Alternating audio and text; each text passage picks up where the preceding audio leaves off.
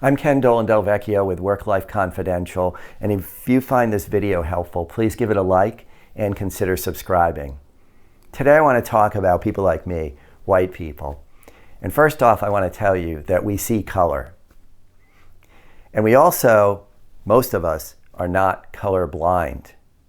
And it would be pretty hard to tell if we are displaying unconscious bias, because the only time that that would be possible is when we're asleep or we're under general anesthesia. And generally we're not doing very much when we're in those states. I can tell you that we do, when we're awake, tend to habitually display some bias. And that's because we live in this society and we grew up here amid all kinds of messages that taught us all kinds of things that are destructive to respecting people who are different from us.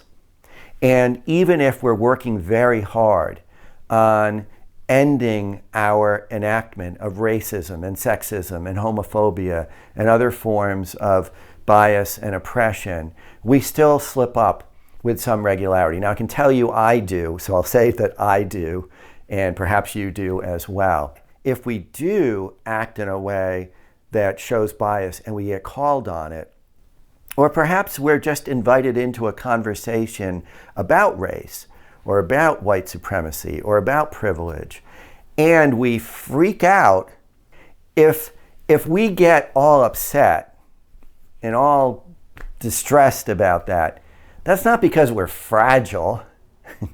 No, we are no more fragile than any other group of people. And it surely isn't because we're being bashed, because being asked to take responsibility for our behavior is very different than being physically attacked. No, we do that. We get all upset that way because that's what people who have privilege and don't want to look at it and don't want to give it up and don't want to start doing the work of creating a world where everybody has equal privilege, that's what we do.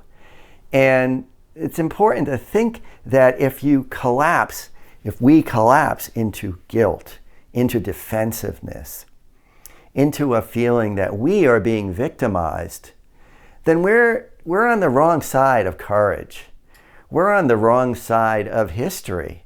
We're taking a position that is totally consistent with the maintenance of white supremacy, with the maintenance of privilege, with the maintenance of racism and sexism. And so we can do a lot better than that. We can do a lot better than that.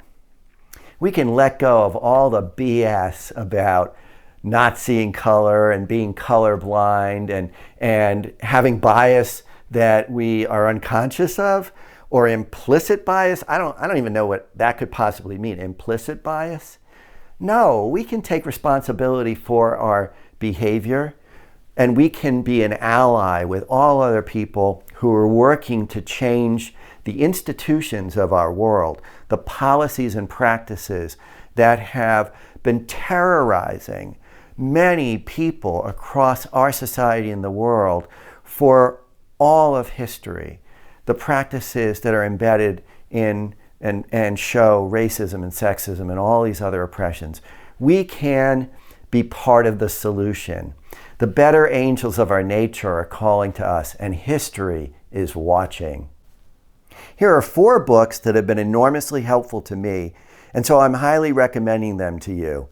They are Blaxhaustion, Karens and Other Threats to Black Lives and Well-Being by Teresa M. Robinson, Begin Again, James Baldwin's America and Its Urgent Lessons for Our Own by Eddie S. Glaude, Jr., White Rage, The Unspoken Truth of Our Racial Divide by Carol Anderson, and How to Be an Anti-Racist by Ibram X. Kendi. They are linked to this video's description.